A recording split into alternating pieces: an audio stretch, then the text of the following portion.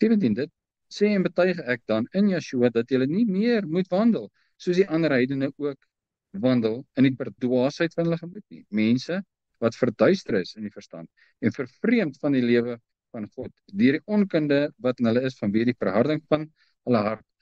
Wat is die verharding van my hart? Dis iets waaroor ek en jy beheer het. Nie God nie. Hy kan, maar dis ongeregtig. Want niks is onmoontlik, hy is almagtig, maar hy doen dit nie. Dis selfs as hy my dwing om hom lief te hê. Dis nie liefde nie. En die verharding van my hart is ek. Wanneer verhard ek my hart? As die woord van God na my toe kom en ek sien dit en ek verstaan dit en ek verwerp dit. Dit kom na my hart toe en ek weet, as dit in my hart gaan val, gaan dit ontkiem en groei en ek verhard my hart en dit kan nie groei nie. Dis soos die saad wat op die klip geval het, op die pad. Oos gekom het op, want ek het my hart hard gemaak. Ek wou dit nie gehoor het nie. God het gesê, jy moet weergebore word. Ek verhard my hart, want my kerk sê nee. En die saad van die woord van God kan nie my hart groei nie. Mense, 18, wat verduister is in die verstand en vervreemd van die lewe van God, deur die onkunde, hulle het nie kundig geword nie. Hoekom?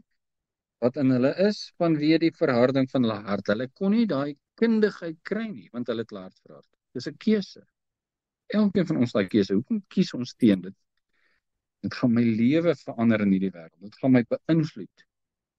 Dit kan tot vervolging lei. Dit kan my dood beteken. En voor dit gaan ek baie ongewild word. My werk verloor. Ek kan dit, ek kan dat, ek kan nou, ek kan nou. Ek wil nie. Ek hou van die gemak van waar ek nou is. So ek verhard my hart, sodat ek nie kundig kan word in die kennis wat ek kry van God nie. En wat gebeur dan? Is heeltyd 'n verloop van sake. So hy praat hier met mense wat verlig was. Hy praat hier van mense wat die lewe in God geken het. Maar toe dat inligting kom wat hulle sien, gaan 'n nadelige effek op hulle aardse lewe hê.